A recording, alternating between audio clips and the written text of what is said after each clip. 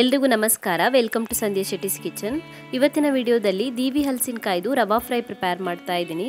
ಇದನ್ನ ಜೀಗುಜ್ಜೆ ಅಂತ ಕರೀತಾರೆ, ಬೇರು ಹಲಸು ಅಂತ ಹೇಳ್ತಾರೆ, ಹಾಗೆಯೇ ಇಂಗ್ಲೀಷಲ್ಲಿ ಬ್ರೆಡ್ ಫ್ರೂಟ್ ಅಂತ ಹೇಳ್ತಾರೆ. ಬನ್ನಿ ಹಾಗಿದ್ರೆ ರೆಸಿಪಿ ಹೇಗಿದೆ ಅಂತ ನೋಡೋಣ. ನಾನಿಲ್ಲಿ ಒಂದು ದೊಡ್ಡ ಸೈಜ್ನ ದೀವಿ ಹಲಸಿನಕಾಯಲ್ಲಿ ಅರ್ಧ ಭಾಗದಷ್ಟು ದೀವಿ ಹಲಸಿನಕಾಯಿನ ಕಟ್ ಮಾಡಿಬಿಟ್ಟು ರವಾ ಫ್ರೈ ಮಾಡ್ತಾ ಇದ್ದೀನಿ. ಮೊದಲಿಗೆ ಇದನ್ನ ಚೆನ್ನಾಗಿ ತೊಳೆದ್ಬಿಟ್ಟು ಸಿಪ್ಪೆನ ರಿಮೂವ್ ಮಾಡ್ಕೊಳ್ಬೇಕು. ಈಸಿಯಾಗಿ ಚಾಕುನಲ್ಲಿ ರಿಮೂವ್ ಮಾಡೋಕ್ಕೆ ಬರುತ್ತೆ. ಇದು ವಿಡಿಯೋದಲ್ಲಿ ತೋರಿಸಿರೋ ರೀತಿ ಚಾಕುನಲ್ಲಿ ಸಿಪ್ಪೆನ ರಿಮೂವ್ ಮಾಡಿ ತೆಳುವಾಗಿ ಕಟ್ ಮಾಡ್ಕೊಳ್ಬೇಕು. ಯಾವ ಶೇಪಲ್ಲಿ ಬೇಕಾದರೂ ಕಟ್ ಮಾಡ್ಕೊಳ್ಬೋದು, ಆದರೆ ತೆಳುವಾಗಿ ಕಟ್ ಮಾಡ್ಕೊಳ್ಬೇಕು. ತೆಳುವಾಗಿ ಕಟ್ ಮಾಡಿಕೊಂಡ್ರೆ ಫ್ರೈ ಮಾಡೋದಕ್ಕೆ ಈಸಿ ಆಗುತ್ತೆ. ಕಟ್ ಮಾಡಿಬಿಟ್ಟು ನಾನಿಲ್ಲಿ ನೀರಿಗೆ ಹಾಕಿ ಇಟ್ಕೊಂಡಿದ್ದೀನಿ ದೀವಿ ಹಲಸಿನಕಾಯಿ ಪೀಸ್ಗಳನ್ನು. ನೀರಿಗೆ ಹಾಕಿಲ್ಲ ಅಂದರೆ ಕಪ್ಪಾಗಿಬಿಡತ್ತೆ. ಈಗ ಮಸಾಲೆನ ರೆಡಿ ಮಾಡ್ಕೊಳ್ಳೋಣ. ಮಸಾಲೆಗೆ ಒಂದು ಪ್ಲೇಟ್ಗೆ 1 ರಿಂದ 1.5 ಚಮಚ ಆಗುವಷ್ಟು ಅಚ್ಕಾರದ ಪುಡಿನ ಸೇರಿಸ್ಕೊಳ್ಳಿ.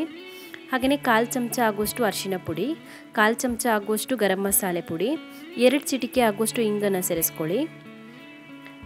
1/4 ಚಮಚ ಆಗುವಷ್ಟು ಶುಂಠಿ ಬೆಳ್ಳುಳ್ಳಿ ಪೇಸ್ಟನ್ನು ಸೇರಿಸ್ಕೊಳ್ಬೇಕು. ಹಾಗೆಯೇ ಒಂದು ನಿಂಬೆಹಣ್ಣಲ್ಲಿ 1/4 ಭಾಗದಷ್ಟು ನಿಂಬೆಹಣ್ಣನ್ನು ಕಟ್ ಮಾಡಿ ಅದರ ರಸನ ಹಿಂಡ್ತಾ ಇದ್ದೀನಿ.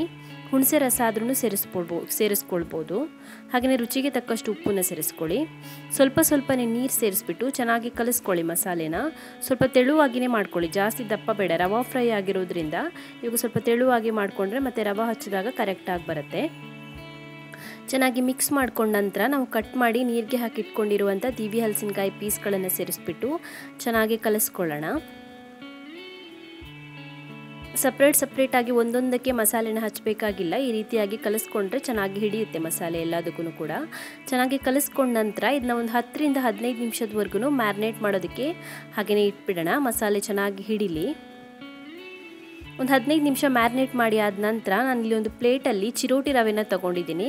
ಈಗ ಮ್ಯಾರಿನೇಟ್ ಆಗಿರುವಂಥ ದೀವಿ ಹಲಸಿನಕಾಯಿ ಪೀಸ್ಗಳನ್ನು ರವೆಯಲ್ಲಿ ಡಿಪ್ ಮಾಡಿಬಿಟ್ಟು ಸಪ್ರೇಟಾಗಿ ಎತ್ತಿಟ್ಕೊಳ್ಳೋಣ. ಎಲ್ಲ ಪೀಸ್ಗಳಿಗೂ ಕೂಡ ರವೆ ಹಚ್ಚಿಬಿಟ್ಟು ಸಪ್ರೇಟಾಗಿ ಪ್ಲೇಟಲ್ಲಿ ಎತ್ತಿಟ್ಕೊಂಡ್ರೆ ಮತ್ತು ಫ್ರೈ ಮಾಡುವಾಗ ಈಸಿ ಆಗುತ್ತೆ. ಮೊದಲಿಗೆ ಈ ರೀತಿಯಾಗಿ ಎಲ್ಲ ಪೀಸ್ಗಳಿಗೂ ಕೂಡ ರವೆ ಹಚ್ಚಿ ರೆಡಿ ಮಾಡಿ ಇಟ್ಕೊಳ್ಳೋಣ. ತೆಳುವಾಗಿ ಹಚ್ಕೊಳ್ಳಿ ರವೆನ. ಎಲ್ಲ ಪೀಸ್ಗಳಿಗೂ ರವೆ ಹಚ್ಚಿಟ್ಕೊಂಡಿದ್ದೀನಿ. ಈಗ ಒಂದು ಬಾಣಲಿನ ಕಾಯಿಸ್ಬಿಟ್ಟು ಅದಕ್ಕೆ 4 ರಿಂದ 5 ಚಮಚ ಆಗುವಷ್ಟು ಎಣ್ಣೆನ ಸೇರಿಸ್ಕೊಳ್ಬೇಕು. ನಾನಿಲ್ಲಿ ತೆಂಗಿನೆಣ್ಣೆ ಯೂಸ್ ಮಾಡ್ತಾ ಇದ್ದೀನಿ. ನೀವು ಬೇರೆ ಕುಕ್ಕಿಂಗ್ ಆಯಿಲ್ ಬೇಕಾದರೂ ಯೂಸ್ ಮಾಡ್ಕೊಳ್ಬೋದು. ಎಣ್ಣೆ ಚೆನ್ನಾಗಿ ಕಾದ ನಂತರ ನಾವು ರವೆ ಹಚ್ಚಿಟ್ಕೊಂಡಿರುವಂಥ ದೀವಿ ಹಲಸಿನಕಾಯಿ ಪೀಸ್ಗಳನ್ನು ಈ ರೀತಿಯಾಗಿ ಫ್ರೈ ಮಾಡ್ಕೊಳ್ಬೇಕು. ತವಾಗೆ ಸೇರಿಸ್ಬಿಟ್ಟು, ತವಾ ಅಥವಾ ಬಾಣಲಿ ಯಾವುದಾದ್ರೂ ಯೂಸ್ ಮಾಡ್ಕೊಳ್ಬೋದು. ಒಂದು 3 ನಿಮಿಷ ಫ್ರೈ ಮಾಡಿಕೊಂಡ್ರೆ ಸಾಕಾಗುತ್ತೆ ಮೀಡಿಯಮ್ ಫ್ಲೇಮಲ್ಲಿ. ಒಂದು ಕಡೆಗೆ 3 ನಿಮಿಷ ಫ್ರೈ ಮಾಡ್ಕೊಂಡಿದ್ದೀನಿ. ಇವಾಗ ತಿರುಗಿಸಿ ಹಾಕೊಂಡ್ಬಿಟ್ಟು ಇನ್ನೊಂದು ಕಡೆಗೆ ಫ್ರೈ ಮಾಡ್ಕೊಳ್ಳೋಣ. ಬೇಗನೆ ಬೆಂದ್ಬಿಡುತ್ತೆ. ಇದು ಆಲೂಗಡ್ಡೆ ಎಲ್ಲ ಇರುತ್ತಲ್ವ, ಅಷ್ಟೇ ಬೇಗನೆ ಬೆಂದ್ಬಿಡುತ್ತೆ. ಎಲ್ಲ ಪೀಸ್ಗಳನ್ನು ತಿರುಗಿಸಿ ಹಾಕೊಂಡ ನಂತರ ಮತ್ತೆ ಒಂದು 2 ರಿಂದ 3 ನಿಮಿಷದವರೆಗೂ ಮೀಡಿಯಮ್ ಫ್ಲೇಮಲ್ಲಿ ಬೇಯಿಸ್ಕೊಳ್ಬೇಕು. 2 ಕಡೆ ಒಂದು 3 ನಿಮಿಷ ಬೇಯಿಸ್ಕೊಂಡಿದ್ದೀನಿ. ಚೆನ್ನಾಗಿ ಕುಕ್ ಆಗಿದೆ. ರಿಮೂವ್ ಮಾಡ್ಕೊಳ್ಳೋಣ ಪಾತ್ರೆಯಿಂದ. ರೆಡಿಯಾಗಿದೆ ಇದು ಸರ್ವ್ ಮಾಡೋದಕ್ಕೆ.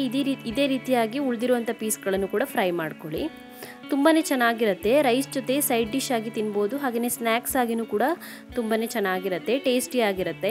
ಟ್ರೈ ಮಾಡಿ ನೀವು ಕೂಡ. Thank you for watching my video. ನಿಮಗೆ ವಿಡಿಯೋ ಇಷ್ಟವಾಗಿದ್ದರೆ ವಿಡಿಯೋಗೊಂದು ಲೈಕ್ ಕೊಡಿ, ಹಾಗೆಯೇ ಕಮೆಂಟಲ್ಲಿ ತಿಳಿಸಿ ಹೇಗಿದೆ ಅಂತ. ನೀವು ನನ್ನ ಚಾನಲ್ಗೆ ಇನ್ನೂ ಸಬ್ಸ್ಕ್ರೈಬ್ ಮಾಡಿಲ್ಲ ಅಂದರೆ ಇವಾಗಲೇ ಸಬ್ಸ್ಕ್ರೈಬ್ ಮಾಡ್ಕೊಳ್ಳೋದನ್ನು ಮರಿಬೇಡಿ.